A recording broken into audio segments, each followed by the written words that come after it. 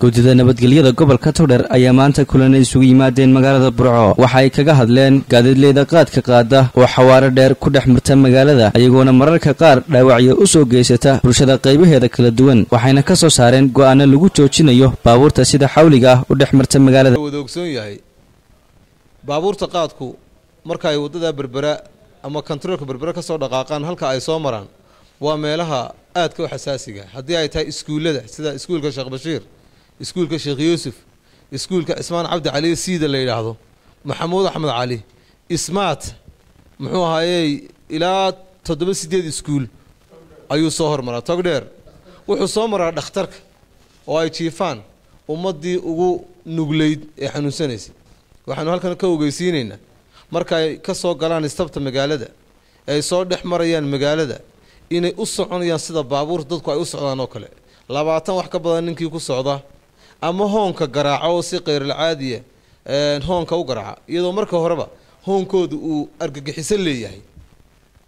waxa la faraya inay joojiyaan socodka aadka u naxdinta leh hoonka aadka u naxdinta leh cidii amarka jabis ciidanka taraafiga ciidanka amniga waxa ay amar u haystaan oo fasax u haystaan inay xiraan ganaaxaan maxkamadeeyaan waxa weeyaan si allaale iyo siday doonaabay u socdaan oo ay faaskoodu xawaaraha baabuurhaan ay ku soconayaana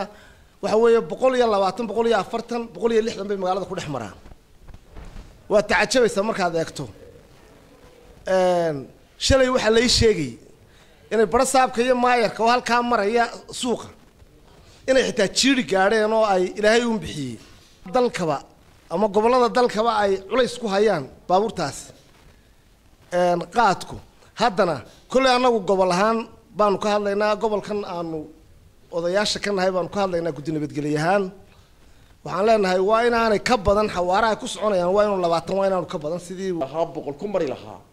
ma sida gudoomiyuhu sheegay iyo taliyaha qaybta booliisku dhibaatada gaadiidka qaadku ku haya magaalada bay ka mid tahay arintaas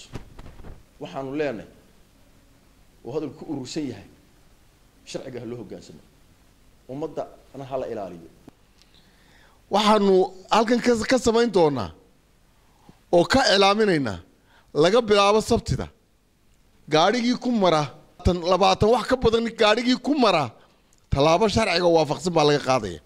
ciidanka booliisku ma taraafkadiisa leh waxay ku amran yihiin inay qabtaan oo xareeyaan oo xidhaan oo marka kii ganax la saaray kii kale maxkamad loo gudbiyo ee ka badbadiya nimanka maqsinada madaxda ka waxaanu sheegaynaa marka gaari la qabto idinkoo yaacaya timaadaan oo u timaadaan mas'uuliyiinta gobolka iyo degmada aaladii noo soo daayay gaariga hanoogu imanin hataa imka wax ka qaban weydaan Shaafici Maxamed Ibrahim telefishinka Soomaaliya News gudaha magaalada Burco.